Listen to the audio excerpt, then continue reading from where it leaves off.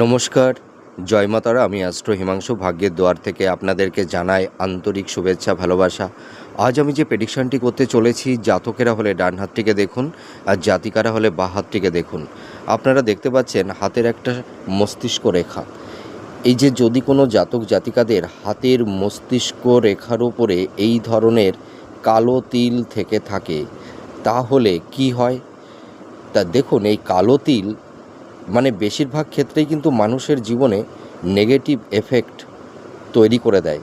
তা যদি কোনো জাতক জাতিকাদের হাতের মস্তিষ্ক রেখার উপরে এই ধরনের কালো তিল হয়ে থাকে, তাহলে এই সব জাতক জাতিকাদের মানে একটা মানসিক চাপ, ডিপ্রেশন, এনজাইটি, হাইপোটেনশন এই ধরনের সমস্যা তৈরি করে দেয়। এদের মাইন্ড ফ্ল্যাকচুয়েট হতে থাকে, ঠিক আছে? মনের মধ্যে একটা অস্থিরতা, চঞ্চলতা এগুলো তৈরি হয়।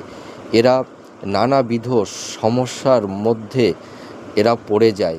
এদের লাইফে নানা রকমের অহেতুক ঝুট ঝামেলা, অশান্তি এদের লাইফে চলে আসে।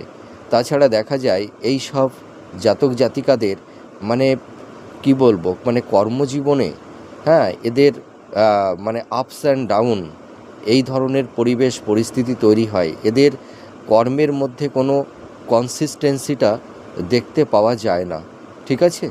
তা আপনারা দেখুন, এই ধরনের মস্তিষ্ক রেখার উপরে যদি তিল থেকে থাকে, তাহলে আপনাদের সঙ্গে কীরকম ইনসিডেন্ট তৈরি হচ্ছে এই মুহূর্তে আপনারা মিলিয়ে দেখুন।